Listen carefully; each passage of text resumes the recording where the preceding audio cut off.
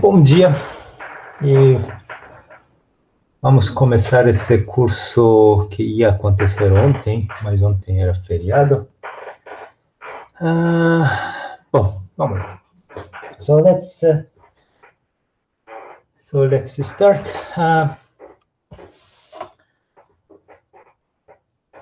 So let's remember the notation. Okay, so f equal to 0 and g equal to 0, two hypersurface in Pn, and then let's our y was just f equal to 0 intersected with x, our projective variety. Z was our hypersurface, g equals 0 intersected with x, and maybe I have to put better notation. That would be that I have to put the projectivization of these guys, but always I am looking these guys inside the Pn. Okay, and then okay, for simplicity, this for this talk, assume that degree f and degree g is 1. So these are hyperplanes, the classical hyperplane sections. And what else? Maybe once again, the whole x, our y, our z, the intersection x prime. And what else? So maybe one observation near a point, let's say, maybe write it this one, x in x prime, there is a holomorphic coordinate system such that okay, so maybe so let me remember also this f was my x minus x prime going to P1. So x prime was the indeterminacy points, the set of indeterminacy points of my pencil, such that f is equal to, there's a coordinate system. Maybe I have to write the coordinate system.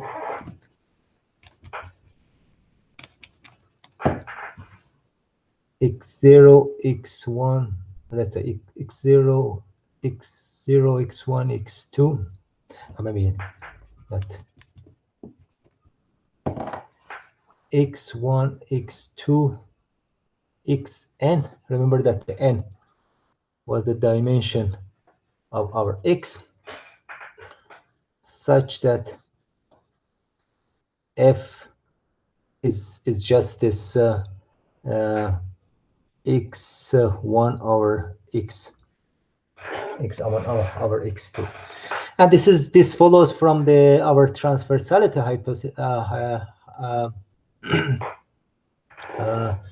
hypothesis that we have.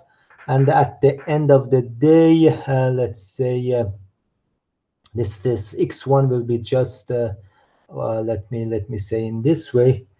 If we want to find out this coordinate system, for example, here we use f, and here we use g. So f and g can be a part of the coordinate system, and f and g will turn out to be the coordinates x1 and x2.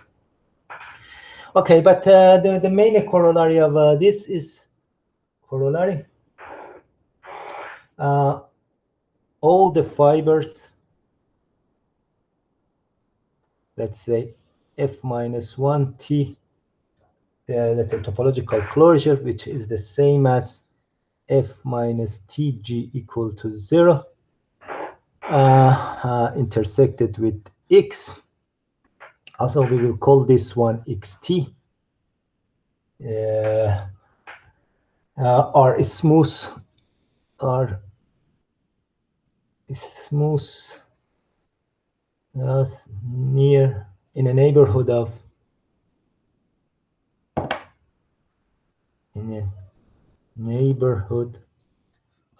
x prime. Maybe I make another picture. Let's say this now. I will draw y. Let's say the fiber two-dimensional f minus 1 the t. So we have a pencil crossing this x prime. So this is x prime. And let's say the whole space x, I am drawing a three-dimensional. So we will have a kind of a book.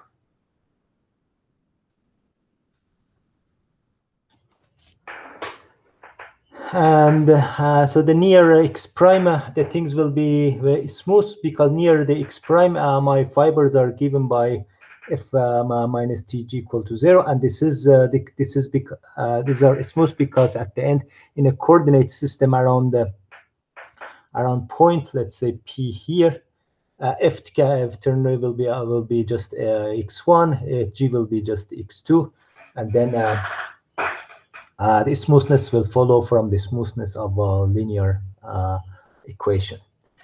Okay, so and maybe another corollary of this one that we will need it, that the singularity set of this xt is a finite set, and hence f has isolated singularities. Maybe I tell a little bit why this happens. So let's go to this picture again. Let's say this is our xt. Let's say this is xt, and then we have this x prime. So the codimension of x prime inside x is 1. Remember that in the whole space, this is of codimension 1, and this is of codimension 2. And because x prime is given by f and g equal to 0, xt is given by f minus tg equal to 0. So, and at the end of the day, the singularity of xt is, so first of all, this is the algebraic subvariety of xt. And because when we write down the equation of singularity, there will be partial derivatives and so on. And we know that here in the neighborhood of this guy, there is no singularity. And so if this guy has curves inside, something of dimension 1 and more, we know that this must intersect x prime, because x prime is the hyperplane,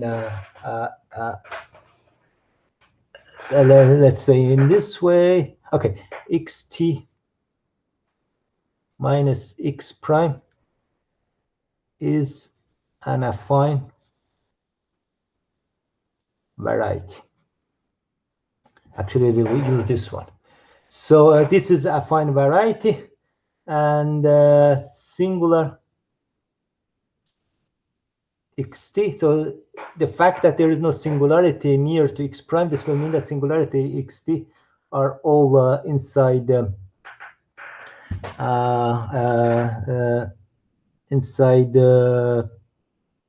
xt minus x prime.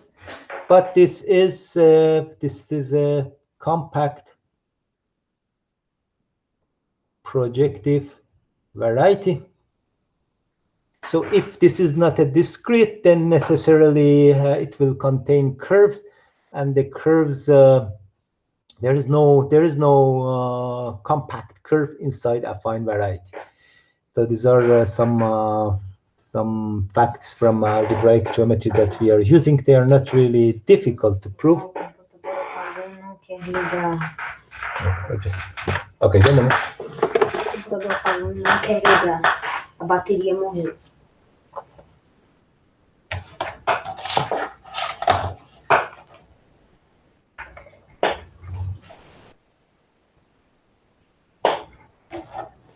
Okay, so let's. Okay, so and anyway, we conclude that the singularity there are these are just points. Maybe then we make another picture. Maybe this in this case x, I make a picture x two-dimensional. So the idea would be that. So let's say now this x prime. So we will have just the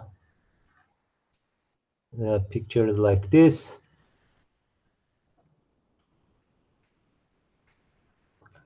So there will be singular fibers, this xc, and then a smooth x.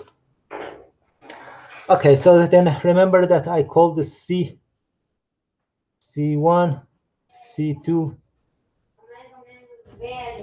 CM, the set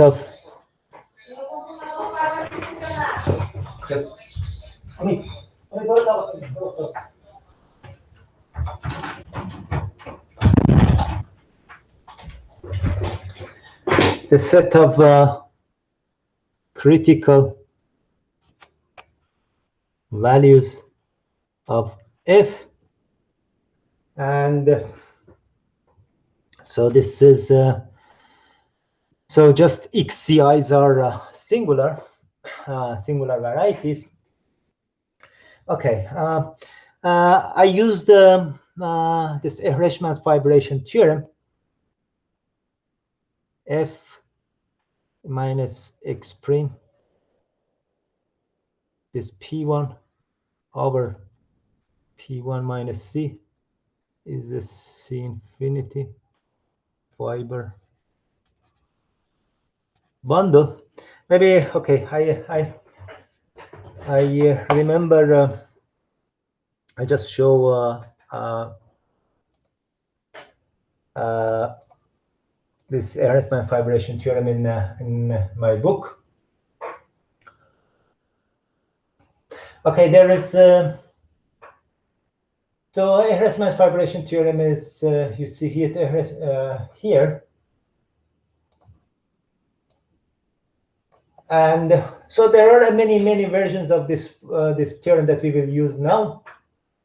So we will need that we will need the properness and submersion.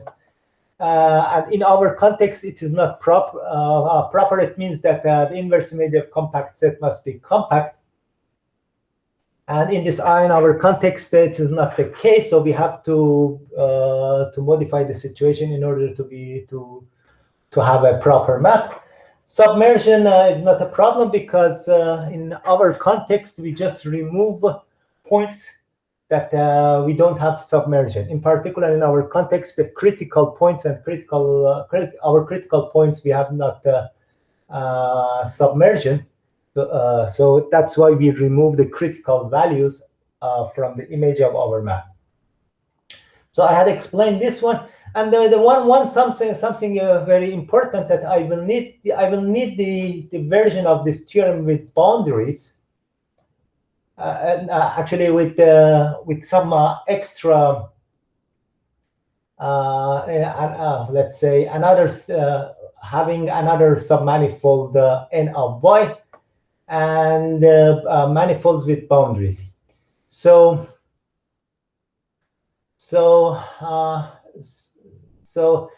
if you want, if you have this f over from y to b proper submersion, then it is a fiber bundle map. But if we have a submanifold n of y and f over is restricted to n is also a submersion, then f fibers y locally trivially over n also.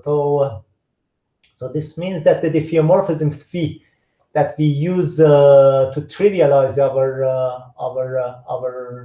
our fiber bundle, they can be chosen in such a way that they are the trivialization of f restricted to n also. And actually, I will use this. And the same is true for with boundaries. See, for example, if this n is the boundary of the manifold Y. So this is a theorem that one can prove it using putting some symplectic or metric structure on manifold Y. And okay, so before going to finish the proof of our main theorem, maybe I tell how we apply this theorem in our situation that it is not proper. And for this, let's say, okay.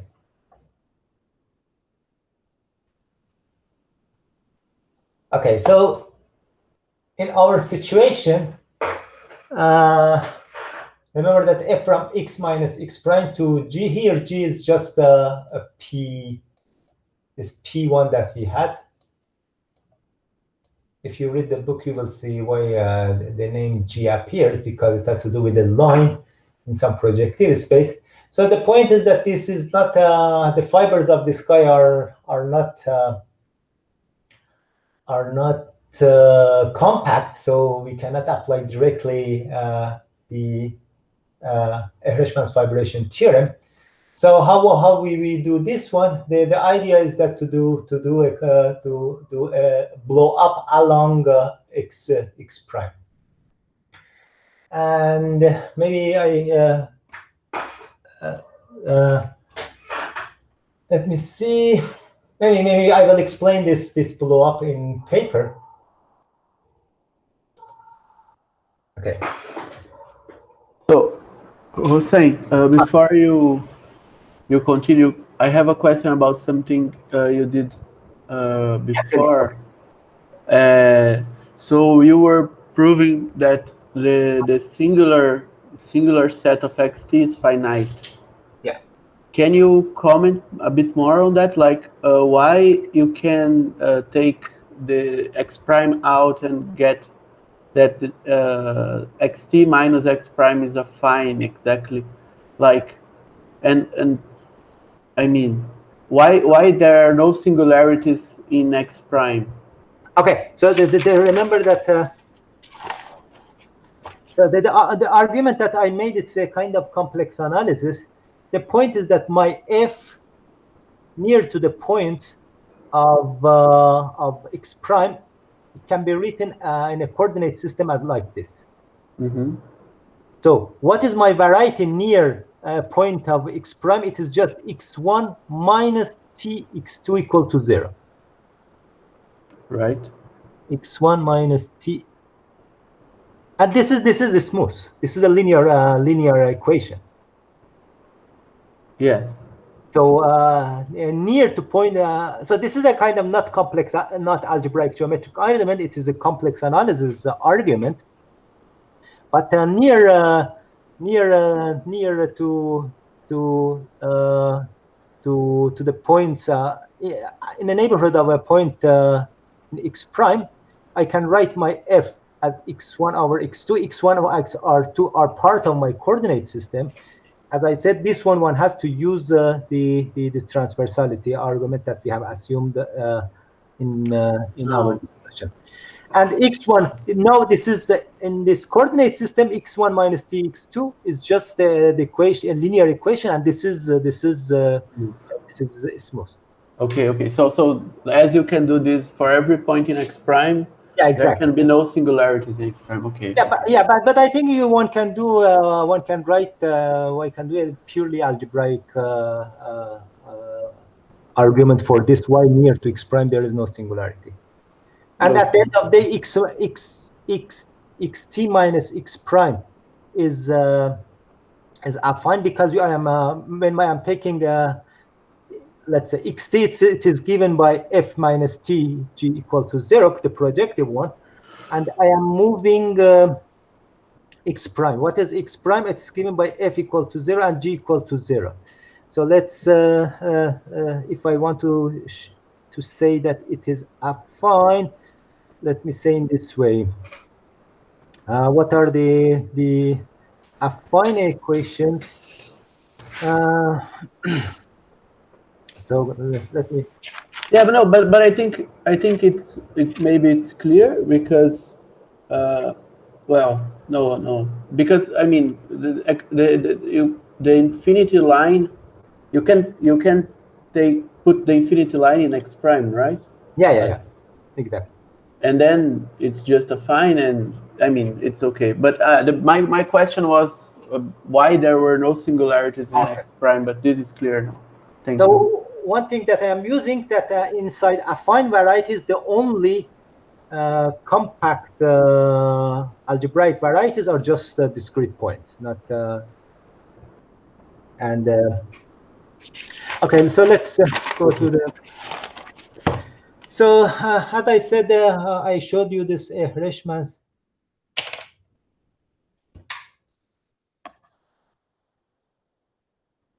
vibration theorem. I told that we cannot apply it directly in our context, so we have to do a kind of blow up. So if you have never seen a blow up, let's try to do in our context. In our context for Lefschetz pencil, it's a kind of limited context, but I think if somebody sees for the first time, this is already a good start. Okay, just forget this y, because we are not going to use y. I have used again this y. So like in computer science, when you define y, then you just forget the previous y. Xt x times this p1. Okay, from now on, the image p1, I will use it as a g. See, such that x is in x and xt. Okay, so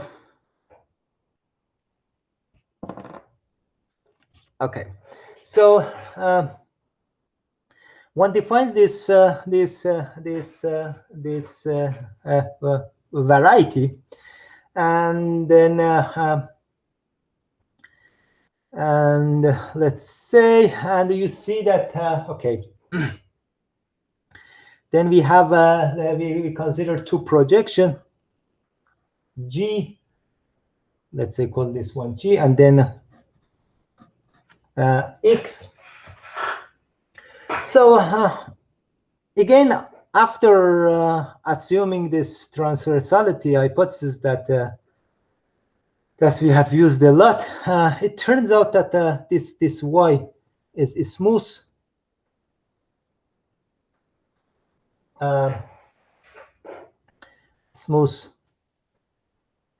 Smooth variety.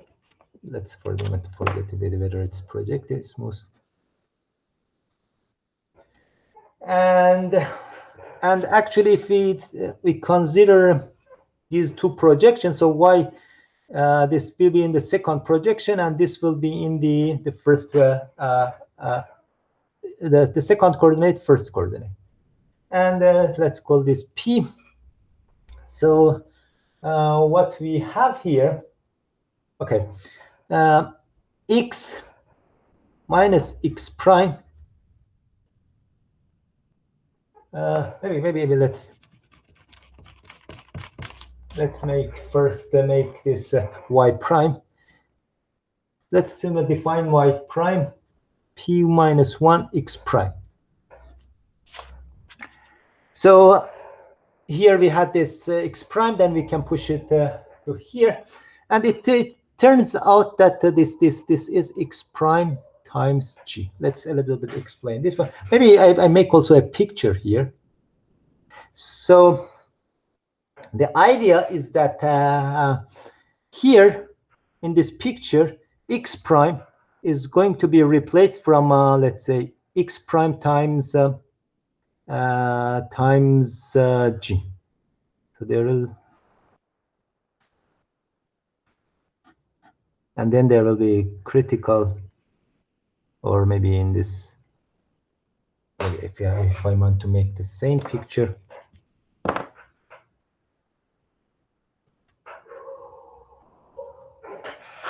Okay, so this is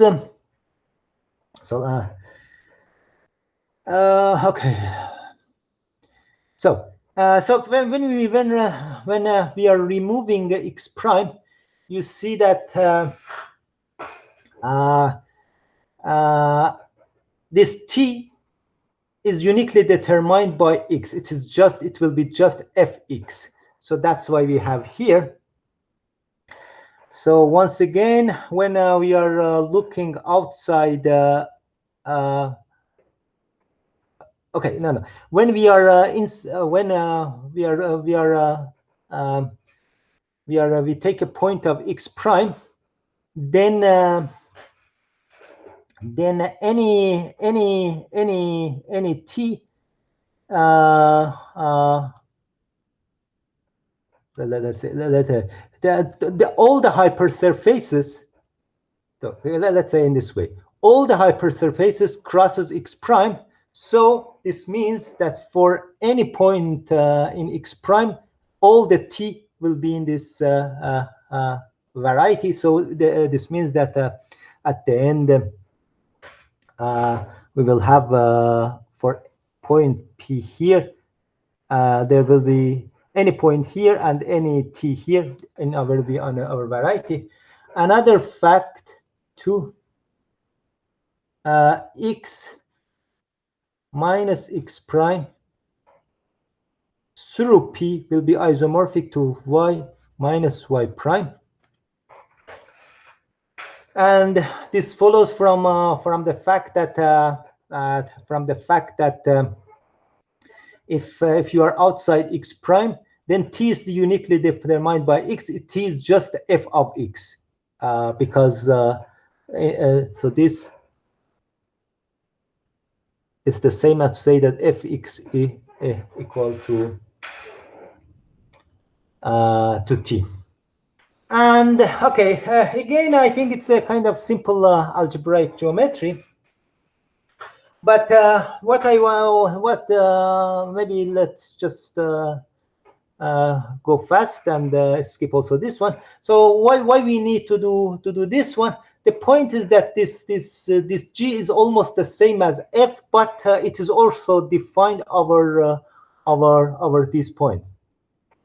And in order to apply Ehresmann's fibration theorem, we will take this one as n, and we can check that this g restricted to this n also is a submersion. Actually, all the fibers will intersect this x prime times g transversely, and this means that I can do it. I can apply my second version of Ehresmann's fibration theorem, submersion for the whole space and submersion restricted to y. And when I get the statement of the Ehresmann's theorem, then I can remove this n. And when I remove this n, I will be in the situation that I have used it. Okay, so I think this one is a kind of matter of having looking and trying to see the details. I just set a sketch of the proof. Okay, so I think now we can go back to the continuation of the proof of the main theorem. So if you want to see further of this, this is in the proposition 6.4 in my book.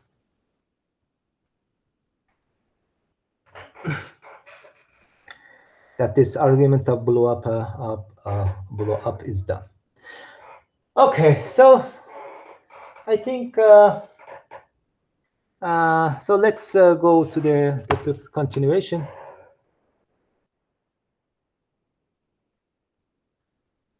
Of the proof of the main theorem. Okay. Maybe for this one, I make so my pictures from now on will be mainly for n equal to 2, and so maybe again I make this this picture. So there might be more singularities over xt. Let's say over xci. So C, a critical value. So this C is in this C. So there might be more singularities, and there is also another thing, that there is this x prime, and actually this in the n equal to 2 case, x prime might be a finite. It's a finite set actually. So maybe I wanted to make it. There might be another point of.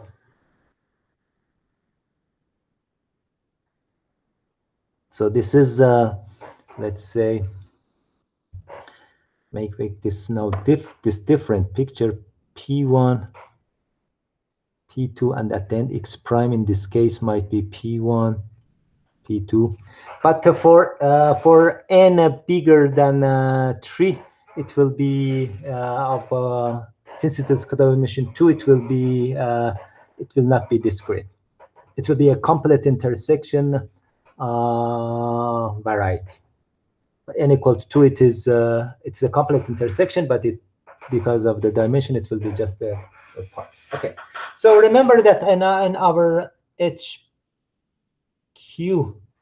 UV, we were computing this cohomologies, and at the end of the day, we just reached to this I equal to 1, and until mu, and then HQ. And we made this different notation, 5HQ, L the whole space, LB, and LD,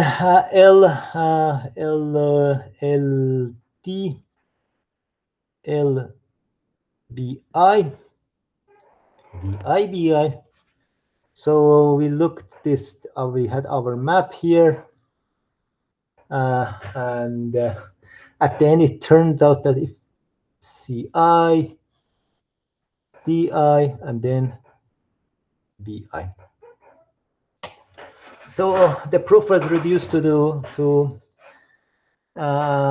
this one.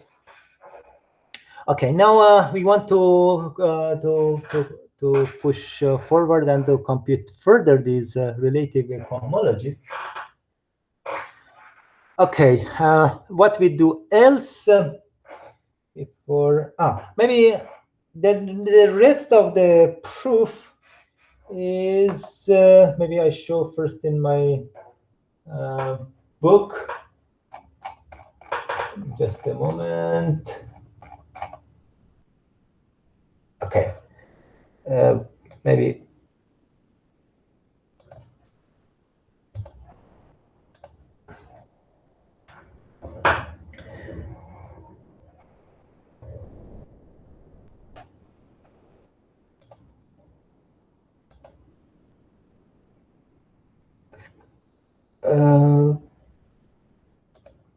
Okay, so the rest of it is this theorem 6.54, and I'm going to, well, I have used again some general notation, a little bit different here, but anyway, I will explain in our simplified case. Okay, so let's start to finish the proof. Okay, so the point is that maybe I make another, for simplicity, let's just use D, B, not to write the index. No, I have to compute these cohomologies. So I want to write it without the index I. And maybe for simplicity, let's just assume that there is just one. So these are my LTs. Okay. So what I will start using some statement from singularity theory. Maybe let's see. First of all, so this is my critical point P. Remember that my space is dimension n, so real dimension is 2n. Okay, so okay, there are maybe let's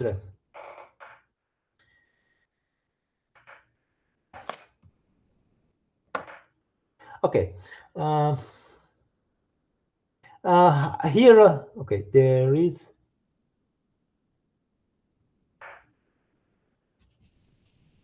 Maybe let's write in this. Just a moment.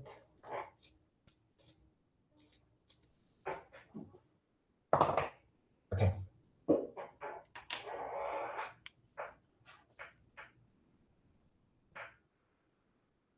For any for an isolated singularity, for an isolated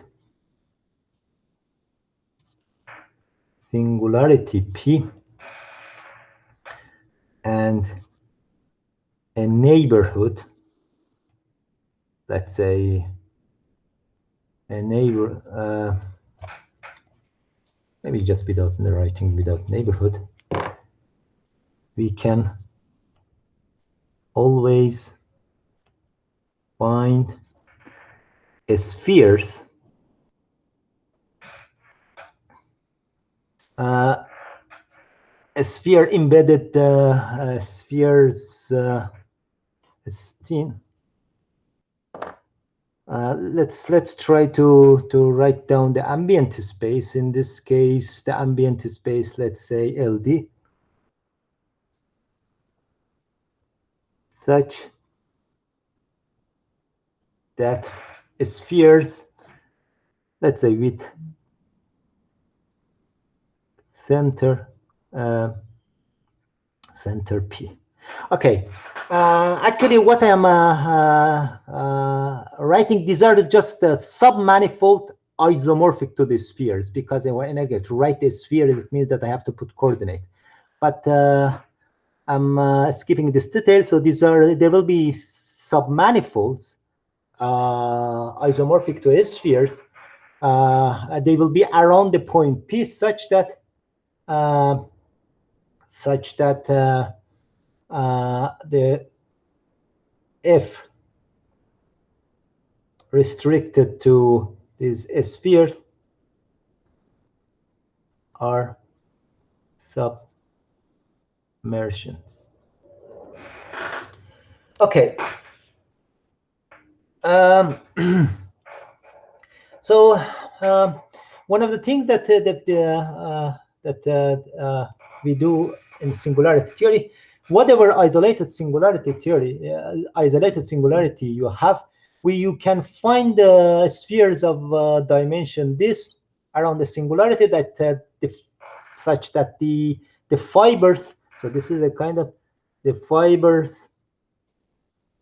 This is the same as equivalent of F are transversal to this sphere. Okay. Yeah. Again, I will not prove this one. If there is a book by Arnold Hossein Warshenko.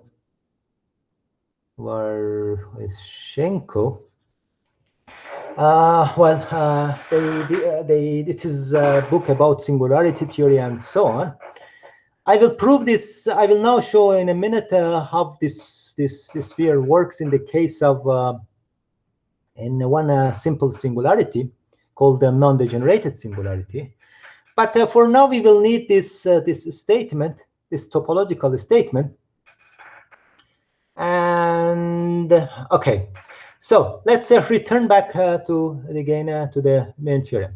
So in the main theorem,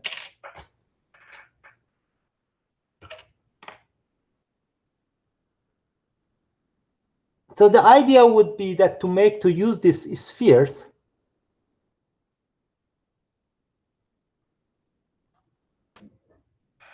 and to use these spheres, and outside these spheres, actually there is no more critical points. So again, we will have a kind of fiber bundle map, even our point Ci outside this both. And then to proceed further with our arguments of using homotopy, that the cohomology is invariant under homotopy, and so on. So so assuming that these spheres exist, maybe by the way, I will also use this ball here, B2n, for my purpose. So there is a sphere, and its interior is a ball, and the ball contains the point P. So let's go further. Okay. Okay, so okay. The conclusion that I want to take from out of this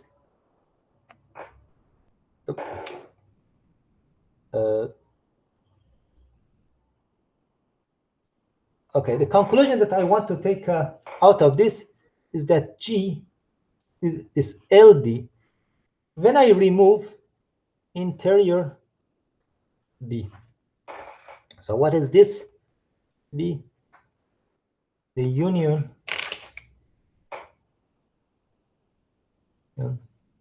of balls containing the critical points in, let's say, LC. Maybe again, well, we are doing now topology. Topology is famous for a lot of argument in the air, but we will do algebraic theorem, cohomology also, that the arguments are more rigorous. But for the moment, just let's kill rigorousness for the sake of doing some topology and intuition, to have some intuition. So I will take this union of, let's say, this is, if this is P1, this P1, this is this P2, then this is P2, P2, and so on. So this will be the B of the union of the balls. So the argument is that this is fiber bundle map, is a fiber bundle map.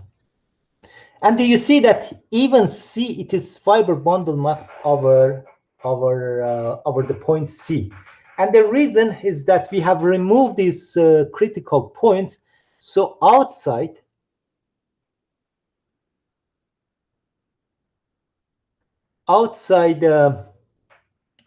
these balls, the G has no more critical points, and at the end, the fiber over C in C also outside these balls look like the other fibers. And maybe let's say here we use, let's say, Ehresmann for varieties with boundaries. And then what is the boundary here? You see that when I consider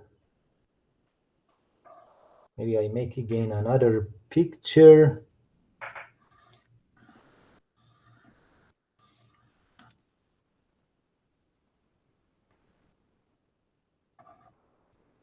This S2 n minus 1 intersected.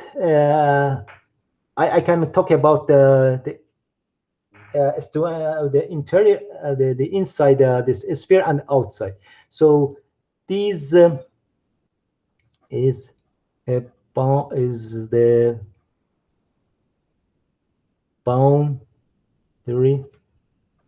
of a what? Let's say LD minus interior of B.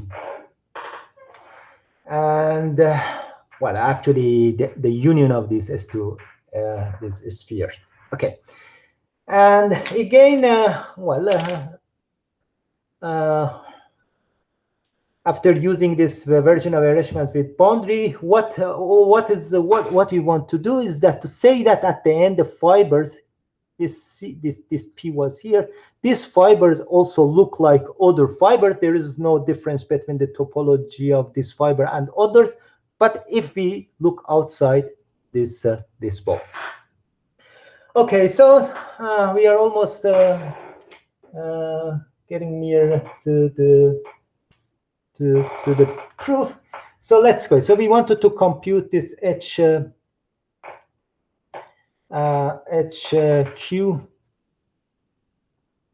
LD LB homotopy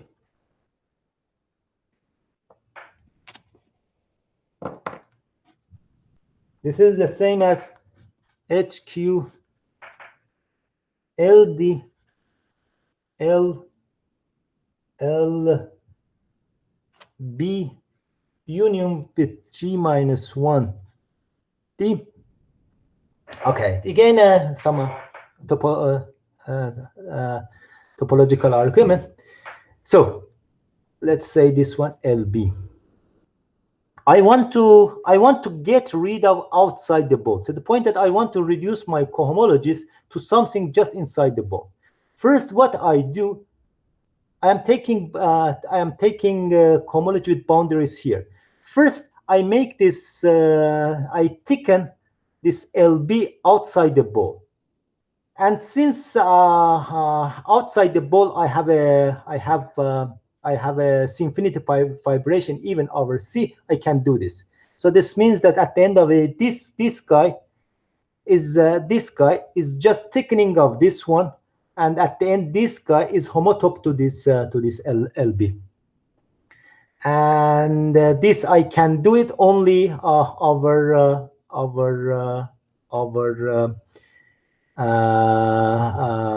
let's say outside this ball. And then it comes again a homotopy argument, HQ LD intersecting with the union of the balls LB. So maybe let's say first I did this one.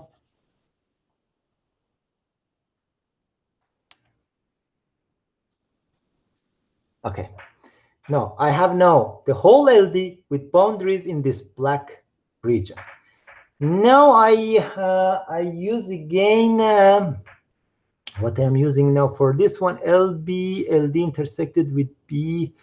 So here is, let's say, just assume that we have just one ball.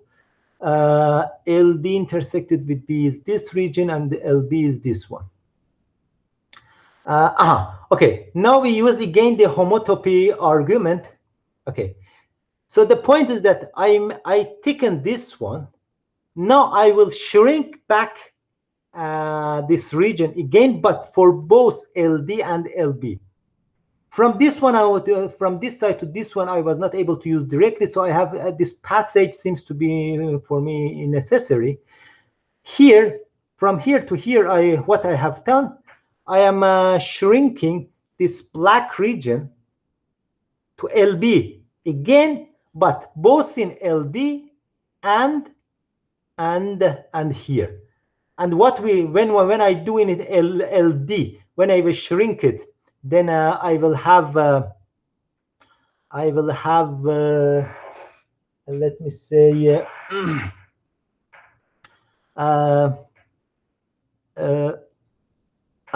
just LD, you know, actually I think I have made a mistake. Union, sorry, this is union with LB and LB. Actually, I have skipped one step. So first thickening the LB to this black region, and then again shrinking, but shrinking in both LD and LB. Then I will have the first set will be LD intersected with B union with LB, and then with boundaries in LB. And now we use excision theorem. Excision, then I will cut from LB the part that I don't need it. This will be HQ,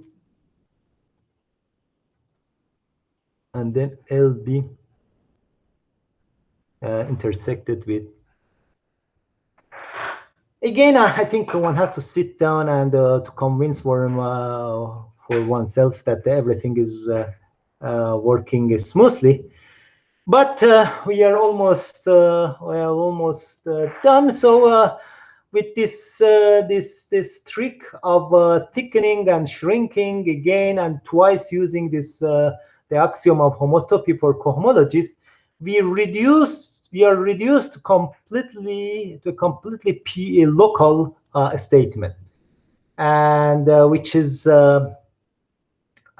because we are in. So remember that now this is also HQ. This is the sum. Maybe I write it in the order. This is the sum HQ. Now these are PI. XT critical value, then this will be L. Now let's LD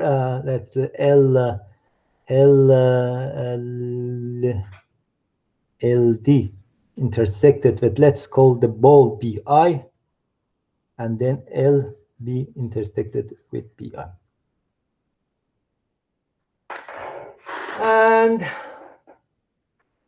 And let's say, so now we are in a singularity set, and these are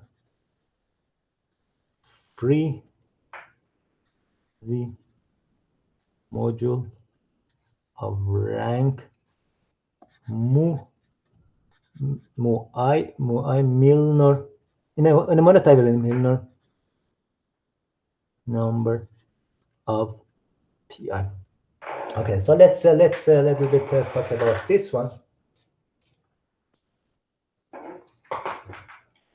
Okay, so in this book of Arnold Gusenz-Dvorchenko, you will find the study of these things. F has isolated singularity at, let's say, 0 in Cn. And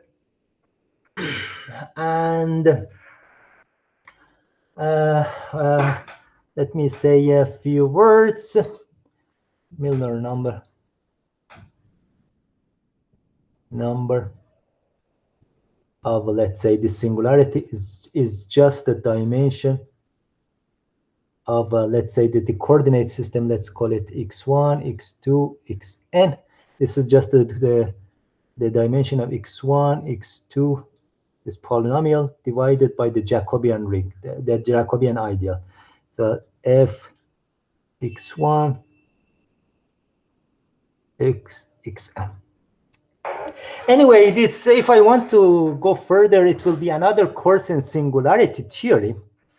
And so if you are interested to see this statement in this generality, you can have a look to this book of Arnold Gusenko. But let's finish the proof with one example. Okay, I use the Lefschetz pencil in the literature.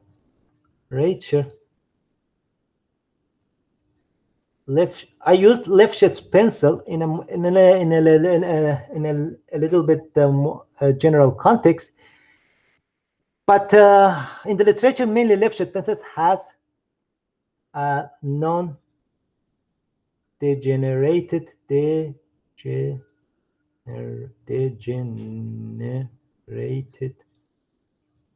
singularities. And actually, I'm going to show this one in this context. Okay, so what it means to have degenerated singularities? First of all, remember that at the end now I can forget my global context and just take a coordinate system. Maybe so for example, I will take the coordinate system here, such that this P will be here. This ball will be kind of, I will consider this one inside Cn. And so I can forget all these picture, which comes from outside the ball. Anyway, what I'm saying that from now on, I can stick to this context. Okay, so what it means that have the non-degenerated singularities. So this is, by definition, is the one that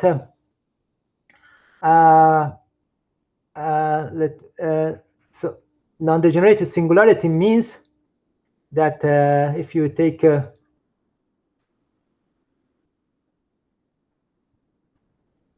n times n, if you form this n times n matrix of second partial derivatives, then the determinant of this one is no, it's not equal to 0.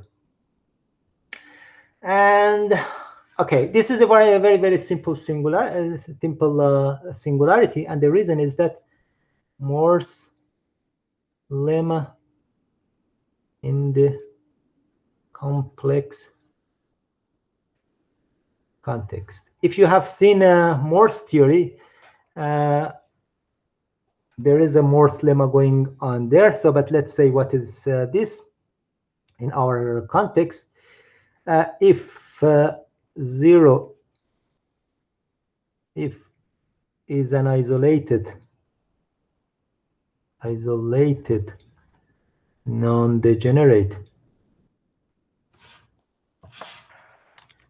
singularity of f, then in a coordinate system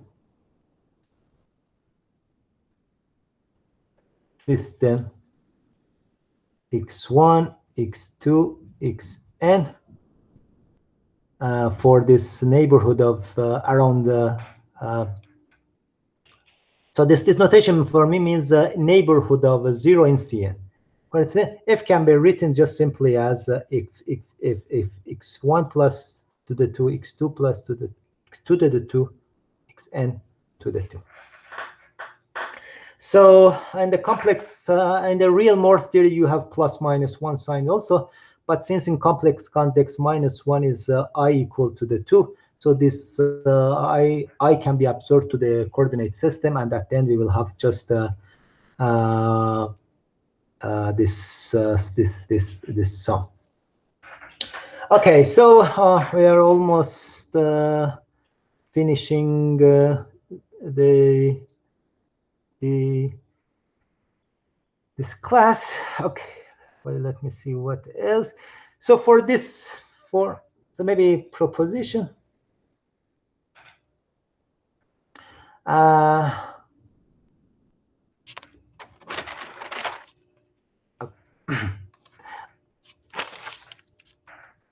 Okay. Maybe before writing, maybe this one I will share the screen. So in general, what I was telling that this we have this we have these cohomologies. Let me think. I have to write it. Okay, so let's see the statement that I am using for isolated singularity from this book of Arnold Guseitz-Dvorchenko. Let me share this one again.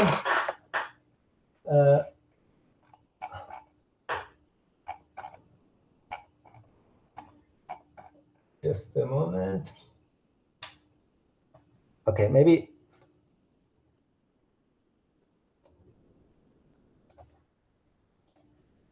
So,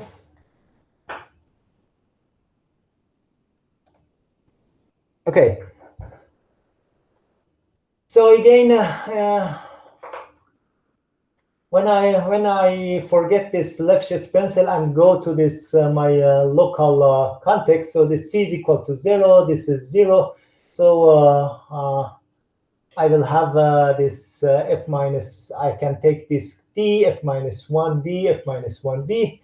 So in singularity theory, something which is proved, this proposition 6.2, which says that at the end, this cohomologies for k not equal to n, they are 0, and it's a free z module of rank mu. Mu is the Milnor number of A, and yeah. So this general statement that we are using from singularity theory in our context. So let's see in our context. So as I said, for non-degenerated singularities, we can assume that f is of this form. And in this case, and it turns out that in this case, let me see. Let me just read this one.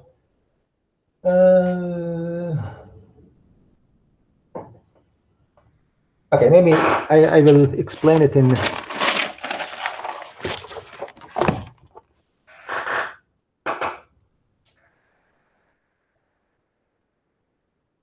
Stop.